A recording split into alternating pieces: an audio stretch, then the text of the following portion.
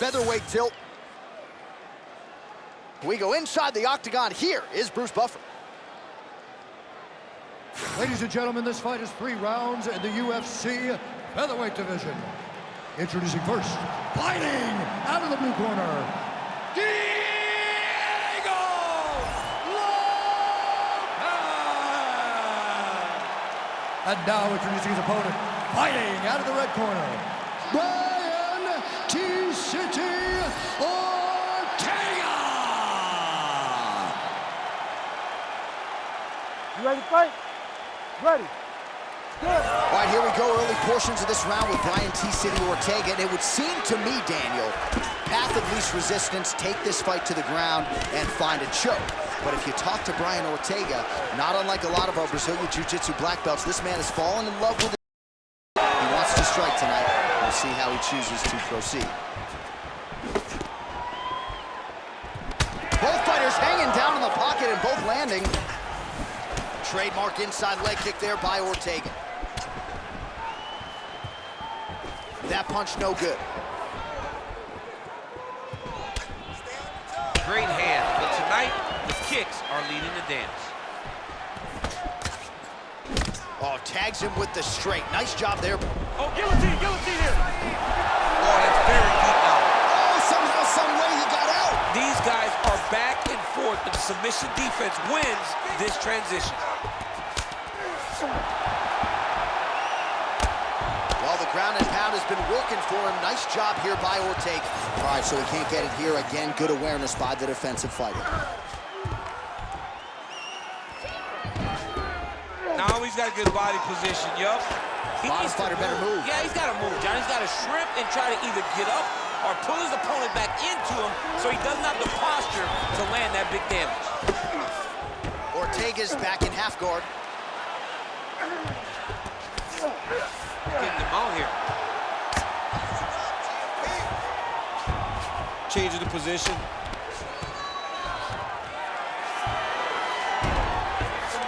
Ortega's right back to the full mount here. Great defense by the defensive fighter. Oh, he locks up the triangle now, DC. This could very well be the beginning of the end. Oh, it looks like the end of the fight. It looks like this one is about done. This guy is a triangle expert. He got it set up. He jumped on it so quick, and now he's just going from step to step, trying to get the finish. It's about to be over. All right, great position for him here. He's got the full mount. See if he can get that ground and pound going. Oh, he's got to get it going, but he can't rush. A lot of times, guys get in the full mount and they rush, they get nervous. They're like, oh my goodness, I'm winning. The reality is, you're winning, but it can change in a matter of seconds because then they can be gone.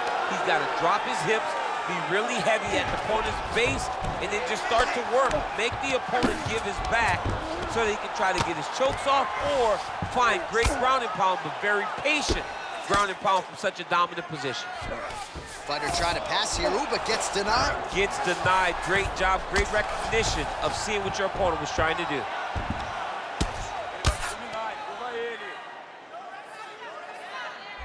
Well, he's more than content to work off of his back, DC, where he has been a magician in his UFC career. I love watching this guy move on the ground. Another nice transition there. Such a high-level grappler. You don't see that very often. Ortega's back in full mount. Making all these shots count.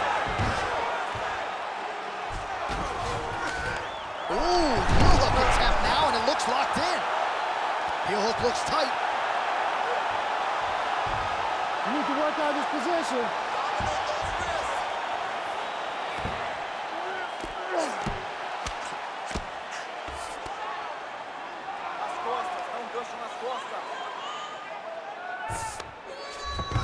All right, side control now. We'll see if he can advance position. All right, so inside the open guard of his opponent. You got to be careful playing around for too long here on the ground with this guy. All right, inside his opponent's guard here, DC. You don't want to play around here too long. No, you got to either have 2 hands in or 2 hands out, or guys start to attack triangles.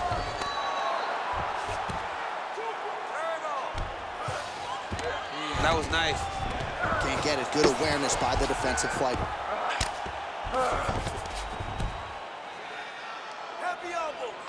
Good, solid strike on the ground. Great submission defense. All right, well, he continues to manhandle him here on the ground. Now maybe trying to get to a choke position here, DC. All right, working on the ground here. His opponent's feet on the hips. Oh, he reversed position there on the ground, and he's now in the dominant position. Ortega's back into full guard. Round two next.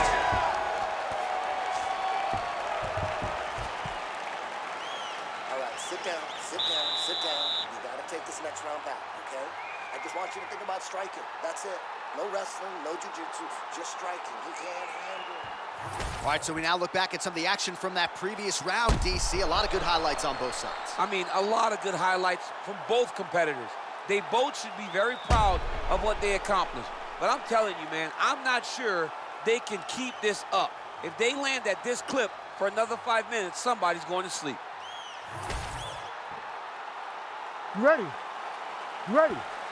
Round two is underway. All right, nice job there by the corner after that previous round as our next round gets underway, and their fighter is undeterred. He was close on the submission in the previous round. He's going to get right back to it. He's like a dog on a bone. He's going to continue to attack, until he eventually gets what he wants. Oh, and he lands another combination here, really starting to get into a striking groove. I mean, it's stringing them together so effectively, never throwing the same attack more than once. What a job to recognize all the openings in his opponent's defenses. He is cut above the eye here. All right, so Brian Ortega goes for the takedown, and he gets it. We'll see what he can do from here, champ. This is his world. He and Henry Gracie has spent so much time at the Gracie University, they're calling it now, working on these skills that he feels he can finish anybody when the fight hits the ground.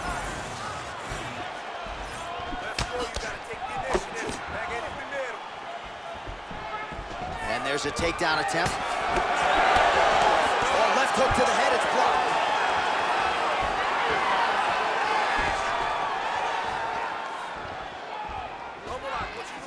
Left hand. T-City going for the takedown here, nothing doing there. Throwing that jab, no good. He gets to the single collar tie. Look for him to drive and move his opponent to find openings to land that free hand. Nice technique on the side kick. Going for a single leg takedown here. That is usually his takedown attempt of choice, and works out for him. Absolutely. He is comfortable. He is home when he's in on a single leg. So a much different approach for him here in this second round. He was a little bit tentative in round one, a little bit of a feeling out process. Now he has clearly found his rhythm, found the range. We'll see if he can continue with more activity here in round two. Oh, good block there. Well, now you see some visible damage on the side underneath the elbow. He told us he was going to invest in the body, and he hasn't missed a whole lot tonight. You didn't expect him to... Oh, he's stuck in the guillotine. Great submission defense on full display by the opponent. And now, I think he's looking for a submission. He's going to start to chase the arm triangle. Ooh, arm triangle's in tight. It's getting in very tight. Arm triangle attempt. He's got to get that elbow going forward. He's got to drop his chest to the mat. Don't squeeze. Oh, looks tight to me. Oh, he is out. How good is that? That is phenomenal submission defense by this young man. Under 2 minutes now to go in the round. Nice. You've got to start to get to the get-up process. Because everybody talks like you just get up and you don't. It's a process, right? You get to the underhook, you build to the elbow, then you start to gain height to get back to your feet. Well, we told you off the top of the broadcast he could do it all, but he's leaning on the striking tonight and continues to hit his opponent really with most of what he's throwing. Well, he can't miss. I mean, it's like the guy throwing a baseball at the side of a barn. Everything he throws, he lands, and he's showing that he can do it, and he can do it in abundance. The pace that this young man is fighting at is truly something special. Oh, nice combination of elbows, and as a lot of fighters will say, there's no pad on the elbow. There's no pad on the elbow, and it cuts people. The more you elbow, the more you're going to see guys get cut. That's why everybody that fights Tony Ferguson just are dripping blood at the end of the fights. All right, he continues to bully his opponent here, really manhandling him on the ground. In the half guard. All right, trying to pass here. As Glover Teixeira might say, not today. Not today. Great job of following with the hips, keeping those legs locked and keeping them in full guard. We'll see what he does here. He postures up and lands to the head.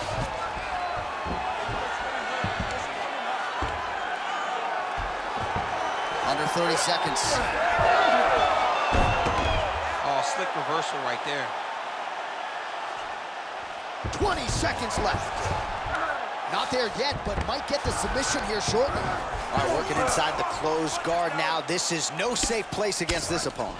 Trying to recover from the guard there. He set up a sub attempt. Oh, good technique there. He's got the triangle choke locked in. Oh, he got up. 10 minutes in the can.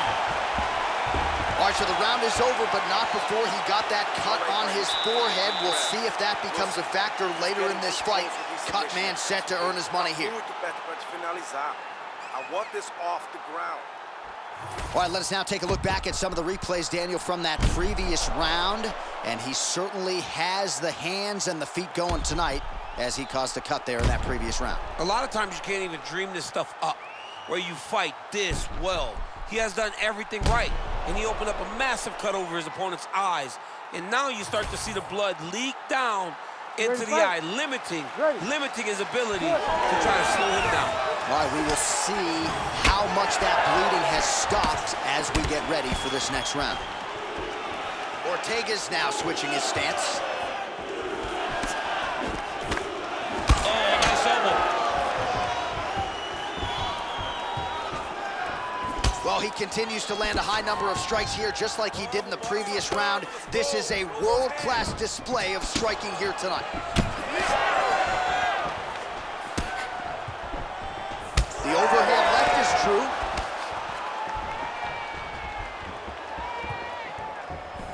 Oh, there's the swing, and there's the miss by Ortega.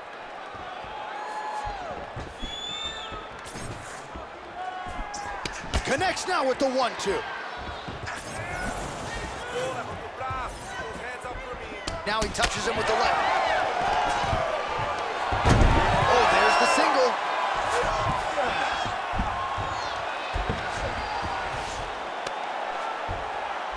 All right, feet on the hips here. Oh, he's setting up for a submission now. That guillotine choke is getting tight, but you can't just squeeze. You got to get your hips into your opponent if you want him to tap. This has got to be the end of the fight. Oh, hang on a second, he escapes. What a tremendous job. You saw his hands immediately go to the inside. Attack the lock, create some space, roll to your back, give up the mount, but live to fight another day. Oh, good ground and pound here.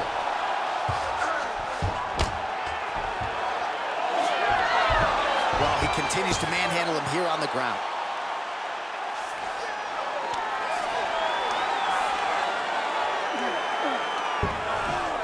Just over 3 minutes to go in our third and final round. All these actions, though, these big actions got to wear on the gas tank of both guys.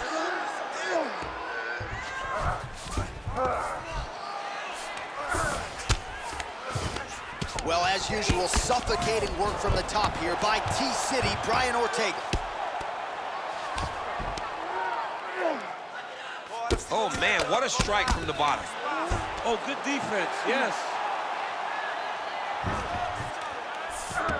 All right, half guard position for him here, and I can hear Dominic Cruz in the back of my head just screaming about underhooks somewhere. Yeah, he loved, but he's right? He's so right in terms of If you're on your back in the half guard, one thing you can't be is flat on your back. You need to be up on an elbow. Right. You need to be half on the side, and you need to control the far side underhook.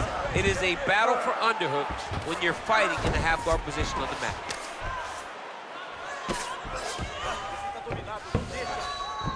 Just over 2 minutes to go in our third and final round. Ortega's in half guard now. Really doing a nice job getting these shots home on the ground. Ortega's looking to pass out of the half guard here and get that side control, but he is denied by the opposition. Well, we'll see if he postures up and can get some of his ground strikes going here. All right, rubber guard for him now, DC. We haven't seen you lean on this in the octagon. No, I can't get those legs up there. Come on, man, look at these tree trunks. They don't go up around nobody's shoulders. I like to keep my feet on the ground, and I like to grind.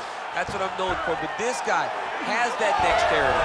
He has that ability to throw up the rubber guard, to be able to threaten from a position where his opponent was trying to find safety.